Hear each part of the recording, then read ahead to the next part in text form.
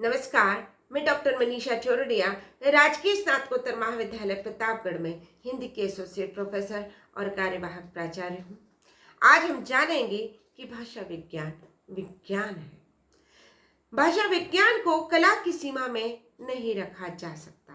वह निश्चित हो जाने पर यह प्रश्न उठता है कि क्या भाषा विज्ञान भौतिक शास्त्र, रसायन शास्त्र, विज्ञान आदि विषयों की भांति पूर्णतः विज्ञान है। अनेक विद्वानों की धारणा में भाषा विज्ञान विशुद्ध विज्ञान नहीं है। उनकी धारणा के अनुसार अभी भाषा विज्ञान के सभी प्रयोग पूर्णता को प्राप्त नहीं हुए हैं और इसके निष्कर्षों को इसीलिए अंतिम निष्कर्ष नहीं कहा जा सकता। इसके साथ ही भाषा विज्ञान के सभी निष्कर्ष विज्ञान की भांति सार्वभौमिक और सार्वकालिक भी नहीं है। जिस प्रकार गणित शास्त्र में 2 और 2 4 सार्वकालिक विकल्प रहित निष्कर्ष है जो सर्वत्र सहज ही स्वीकार किया जाता है, भाषा विज्ञान के पास इस प्रकार के विकल्प रहित निर्विवाद निष्कर्ष नहीं है। विज्ञान में तथ्यों का संकलन और विश्लेषण होता है और ध्वनि के नियम अधिकांशतः विकल्प रहित ही है। अतः कुछ विद्वानों के अनुसार भाषा विज्ञान को मानविकी, कला एवं विज्ञान के मध्य में ही रखा जा सकता है।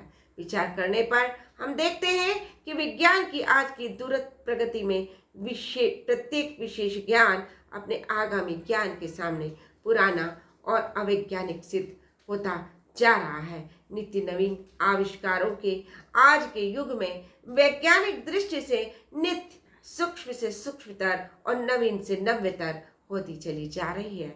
आज के विकसित ज्ञान क्षेत्र को देखते हुए कई वैज्ञानिक मान्यताएं पुरानी और फीकी सी जान पड़ती हैं। न्यूटन का प्रकाश सिद्धांत भी अब संदेह की दृष्टि से देखा जाने लगा है।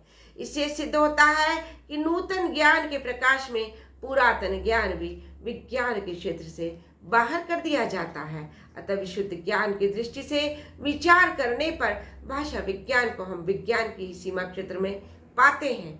भाषा विज्ञान निश्चय ही एक विज्ञान है जिसके अंतर्गत हम भाषा का विशेष ज्ञान प्राप्त करते हैं। यह सही है कि अभी तक भाषा विज्ञान का वैज्ञानिक स्तर पर पूर्णतः विकास नहीं हो पाया है। यही कारण है कि प्रसिद्ध ग्रिम नियम के आगे चलकर ग्रासमान और वर्नर को उसमें सुधार करना पड़ता है। उक्त सुधारों से पूर्व ग्रिम का ध्वनि नियम निश्चित नियम ही माना जाता था और सुधारों के बाद भी वह निश्चित नियम ही माना जाता है। इस प्रकार नए ज्ञान के प्रकाश में पुराने सिद्धांतों का खंडन होने से विज्ञान का कोई विरोध नहीं होता। वास्तव में यही शुद्ध विज्ञान कहलाता है।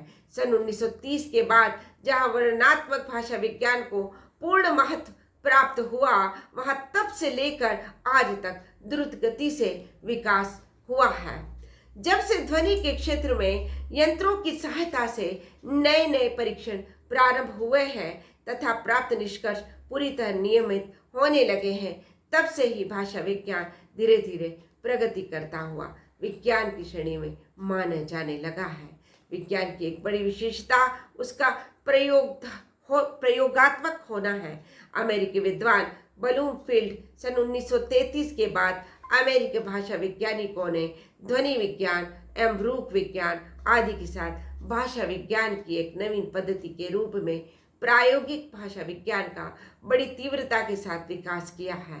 इस पद्धति के अंतर्गत भाषा विज्ञान प्रयोगशालाओं का विषय बनता जा रहा है और उसके लिए अनेक यंत्रों का आविष्कार हो गया है। यह देखकर निश्चित रूप से इस विषय को विज्ञान ही कहा जा सकता है, इसमें तनिक भी संदेह नहीं है। आजकल जबकि समाज विज्ञान, मनोविज्ञान आदि शास्त्रीय विषयों के लिए जहाँ विज्ञान शब्द का प्रयोग किया जा रहा है, तब शुद्ध कारण कार्य परंपरा पर आधारित भाषा विज्ञान को विज्ञान कहना किसी भी दृष्टि से अनुचित नहीं ठहराया जा सकता। आज इतना ही। धन्यवाद।